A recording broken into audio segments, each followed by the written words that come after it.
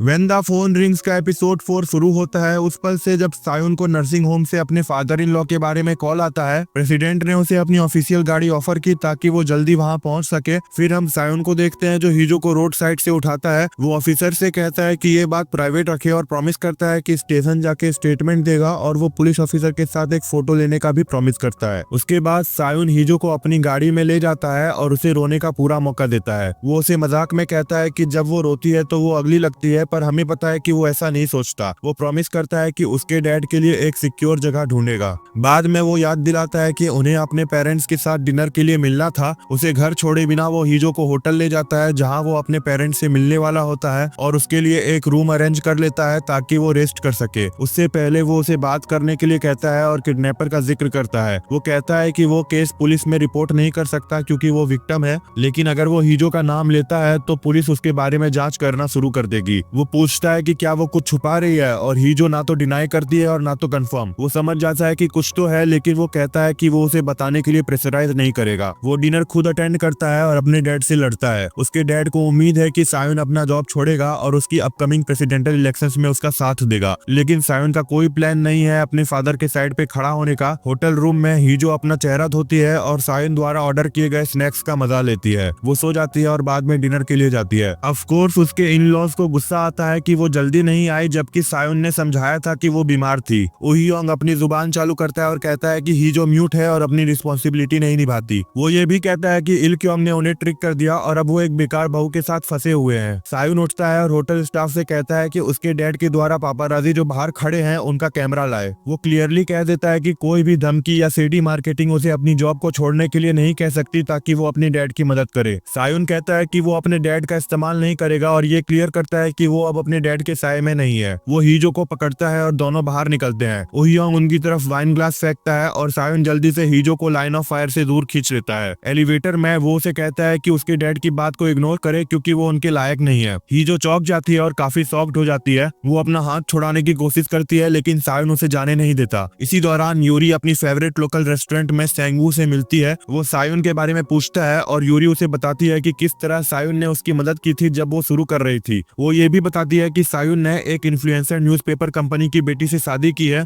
वो ये भी पूछती है कि क्या हीजू सेंगवू की क्रश है और वो शौक से अपना खाना निकल जाता है। सायुन और हीजू घर लौटते हैं। सायुन को दोजे का कॉल आता है जो इन्फॉर्म करता है कि किडनैपर ने अपने रिसेंट थ्रेड में फेक टीथ और एनिमल ब्लड का यूज किया था। सायुन सरप्राइज हो जाता है और दोजे से एक और फेवर मांगता है। हीजो पहले अंदर जाती है और किडनैपर के कहे हुए शब्दों के बारे में सोचती है। वो डिसाइड करती है कि वो फोन फेंक देगी, लेकिन अपना डिसीजन बदल लेती है जब सायुन ट्रैश बैग फेंकने का ऑफर करता है। जब वो दोनों ट्रैश बैग के लिए लड़ रहे होते हैं तब हीजो को अपने कॉलीग्स का कॉल आता है जो उसे इंटरव्यू के लिए बेस्ट विशेष देते हैं। सायुन भी उसे बेस्ट विशेष देता है और हीजो पूछती है कि अगर उसे जॉब मिल गई तो क्या होगा। उसे डर है कि उनकी फैमिली डिसएग्री करेगी, लेकिन सायुन सजेस्ट करता है कि वो इतनी ओबीडियंट होना और लोगों की बातें सोचना बंद करे। वो अपने रूम की तरफ चला जाता है और उसे दोजे का मैसेज मिलता है जो एक नए नर्सिंग होम के बारे में बताता है जो हीजो के फादर इन लॉ के लिए है। अगली सुबह सायुन अपने काम पे पहली बार लेट होता है। ऑफिस पहुंचने के बाद दोजे रिपोर्ट करता है कि वो स्पीच पैटर्न एनालाइज करके किडनैपर का जेंडर पता लगाने वाले हैं। सायुन कहता है कि उसे जेंडर की परवाह नहीं जब तक वो इंसान का सच सामने ला सके। दोजे फिर सेंगवू के टॉपिक पर स्विच करता है और रिपोर्ट करता है कि सेंगवू आर्सन और बॉम्बिंग केसेस कवर करना पसंद करता है। सायुन तब इंट्रिग्ड होता है जब वो सुनता है कि सेंगवू यूरी के शो में अपीयर करेगा। दोजे के बाद यंग वो रिपोर्ट करता है कि साइन लैंग्वेज इंटरप्रेटर का इंटरव्यू स्टार्ट होने वाला है। सायुन डिसाइड करता है कि वो इंटरव्यू अटेंड नहीं करेगा बल्कि अपने ऑफिस से वॉच करेगा, लेकिन जब वो हीजू को देखता है तो अपना माइंड चेंज कर लेता है और इंटरव्यू रूम में चला जाता है। वो हीजू को ट्रायल वीडियो के साथ ज्यादा सिंक होने के लिए कॉल आउट करता है और उसे अलग अलग वीडियोस के साथ मल्टीपल राउंड्स देता है। हर बार हीजो अच्छा परफॉर्म करती है और फाइनली वो पूछता है कि वो इतनी अच्छी कैसे है। हीजो जवाब देती है कि वो पहले उसके वीडियोस इतने डिटेल में स्टडी करती थी कि वो उसके नेक्स्ट वर्ड को उसके माउथ मूवमेंट से गेस कर लेती थी। वो कहती है कि वो पहले क्रेजी थी। सायुन फ्रस्ट्रेटेड हो जाता है लेकिन अपने इमोशंस छुपाने की कोशिश करता है। आखिर में सायुन उसका टेस्ट लेने के लिए कहता है और उसे एक डॉक्यूमेंट स्पॉट पे रीड करने के लिए बोलता है। वो एक कहानी नरेट करना शुरू करता है एक कपल की जो एक दूसरे से प्यार करते हैं लेकिन अपने फीलिंग्स के बारे में सच नहीं बोलते। वो पूछता है कि अगर शुरुआत से ही उन्होंने सच बोला होता तो क्या चीजें अलग होती, क्या वो फिर भी एक दूसरे के साथ माइंड गेम्स खेलते रहते। हीजो उसकी इंटरप्रिटेशन करती है और सायुन कुछ ही देर बाद रूम से बाहर चला जाता है। वो रात के अपने कन्वर्सेशन को याद करता है और सोचता है कि हीजो क्या प्लान कर रही है। कहीं और होंग इना कंट्री वापस आती है।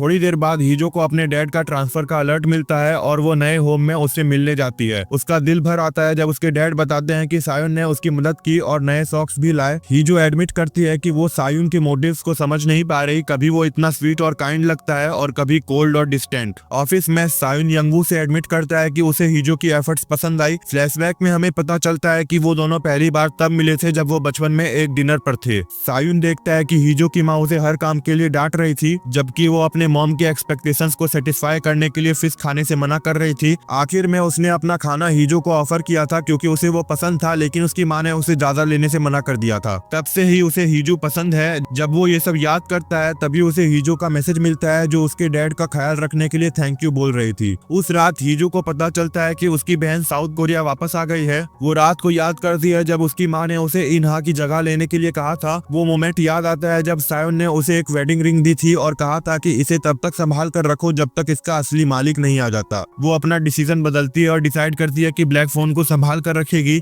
इसी बीच सायुन अपने घर के रास्ते में यूरी को कॉल करता है और सेंगू के बारे में पूछता है। यूरी जो हमेशा सब बता देती है, ये रिवील करती है कि सेंगू एक ऑर्फेनेज में रहता था और सायुन अंदाजा लगाता है कि वो नोरी ड्रीम सेंटर हो सकता है। यूरी के साथ कॉल के बाद किडनैपर जो कि हीजो है सायुन को कॉल करती है। इस बार हीजो सायुन के सवाल का जवाब देती है कि अगर वो हीजो को छोड़ दे तो उसे क्या मिलेगा। हीजो अपनी बहन के वापस आने का जिक्र करती है और पूछती है कि क्या सायुन ईना को वापस पाकर और उसे तलाक लेकर खुश होगा, लेकिन सायुन समझाता है कि उसका और ईना का एक डील हुआ था जो उसने शादी के एक रात पहले बनाया था, इसी वजह से वो कभी ईना से शादी नहीं कर सकता। वो कॉल कट कर देता है इससे पहले कि हीजो और सवाल पूछ सके। जब वो घर पहुंचता है तो हीजो को इंटरव्यू में अच्छा परफॉर्म करने के लिए कांग्रेचुलेट करता है। साथ ही वो ये भी इन्फॉर्म करता है कि वो अगले दिन Changu daily news anniversary event attend करेगा। हीजो सोचती है कि वो इवेंट सिर्फ ईना से मिलने के लिए जा रहा है। अगले दिन क्यू जिन और यून हुई सैलून में इवेंट के लिए तैयारी के दौरान लड़ते हैं। इवेंट सही चल रहा होता है और वो योंग ये दिखाने की कोशिश करता है कि वो सायुन को कन्विंस करने के लिए बहुत मेहनत कर रहा है। चेयरमैन इल क्योंग चिंता करता है कि प्रेसिडेंशियल इलेक्शन सायुन के बिना अच्छे नहीं जाएंगे।